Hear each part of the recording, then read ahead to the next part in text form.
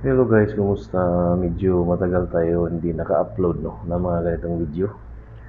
So i-share ko lang sa inyo itong nabili ko na aparato. Ito ay ang TW version 3 na service box. Ito ay sinus oscillator.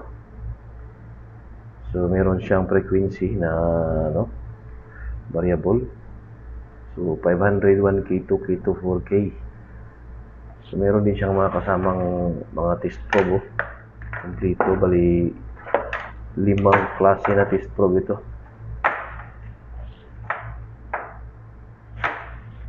Ayan, marami.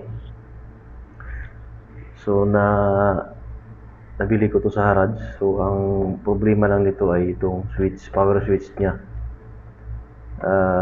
Sira to. So binaypass ko na lang. So meron siyang ayan, monitor para sa analog, para sa DC, tapos sa milliampere DC. Tapos ito yung kanyang variable na supply. Ito naman yung kanyang supply na out. So ito rin, meron din siyang switch dito sa kanyang variable. So ito yung pinaka main volume ng kanyang oscillator, So ito ay sine wave, di ba? Kaya nga sinus na nakalagay. So ngayon ititesting natin to para malaman natin kung malinis ba yung kanyang bulati nito. O accurate pa ba?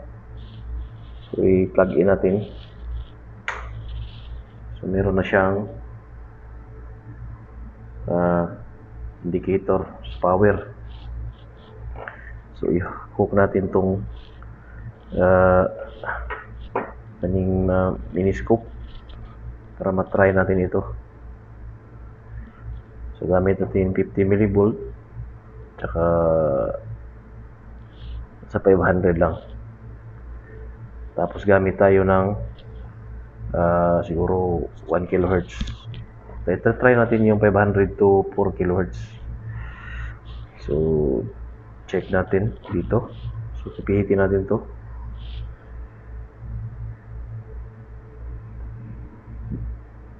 Ayan. So gumagana siya.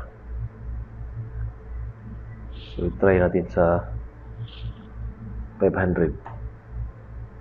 So yan yung 500. Ano? 0.5. So ito yung 1K.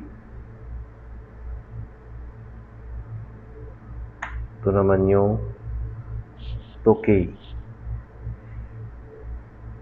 Ito naman yung 4 kHz. So accurate siya, gumagana pa. Balik natin sa 1K. So bawasan natin to dito. Try natin sa mababa. So yan, napakalinis oh.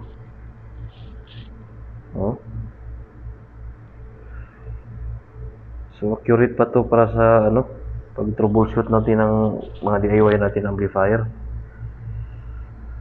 So medyo na swertihan lang natin pagpunta natin doon kasi nakabili natin to.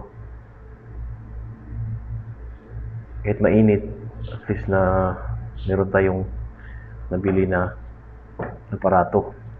So tawag dito TW service box UV3 sinus oscillator. So ito yung monitor ng magsukat tayo ng DC offset. So ito yun, mag-hook lang tayo dito sa out ng, lagay natin sa out ng bali sa out ng amplifier So yun lang guys, hanggang sa muli nating mga video. Medyo matagal tayo hindi nag-upload ng mga ganitong video. So sa sunod na pag-DIY natin, mayroon na tayong mga gamit. So So, yun lang. Maraming salamat. Hanggang sa muli. Bye-bye.